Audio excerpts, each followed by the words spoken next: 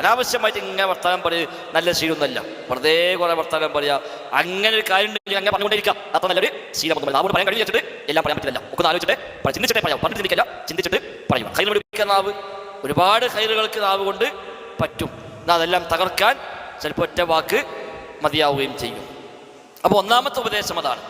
രണ്ടാമത് വമൻ കാന യുഅ്മിനു ബില്ലാഹി വൽ യൗമിൽ ആഖിർ. അതേ ആമുഖമാണ് നബി വീണ്ടും പറഞ്ഞത്. വമൻ കാന യുഅ്മിനു ബില്ലാഹ്. ശരിക്കും ഒരിട്ടം പറഞ്ഞാൽ മതി, ഒരിട്ടം പറഞ്ഞിട്ട് ബാക്കി 3 കാര്യം പറഞ്ഞാൽ മതിയല്ലോ. പക്ഷേ രണ്ടാമത്തെ കാര്യം പറഞ്ഞപ്പോൾ വീണ്ടും പറഞ്ഞു വമൻ കാന യുഅ്മിനു ബില്ലാഹി വൽ യൗമിൽ ആഖിർ.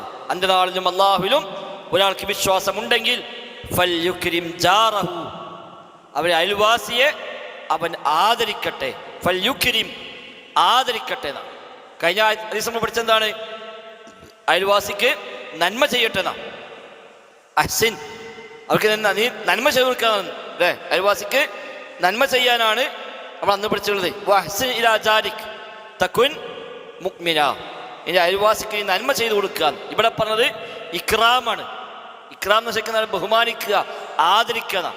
അയൽവാസിയെ ആദരിക്കുക, അയൽവാസിയെ ബഹുമാനിക്കുക. ഇക്റാം, കരീം, കരീം കറാമത്ത്, അതാണ് ഇക്റാം, ആദരിക്കുക. ഫൽയുക്രിം ജാറഹു, തന്റെ അയൽവാസിയെ അവൻ ആദരിച്ചു കൊള്ളട്ടെ. അപ്പൊ കേവലം നന്മ ചെയ്യുക മാത്രമല്ല, നന്മ ചെയ്യുന്നുണ്ട്, ആ നന്മ അവനെ ആദരിക്കുക, അവനെ ബഹുമാനിക്കുക, അവനൊരു ഒരു കറാമത്തുള്ളവനായി, ഒരു ബഹുമാനമുള്ളവനായി അവനെ കാണുക.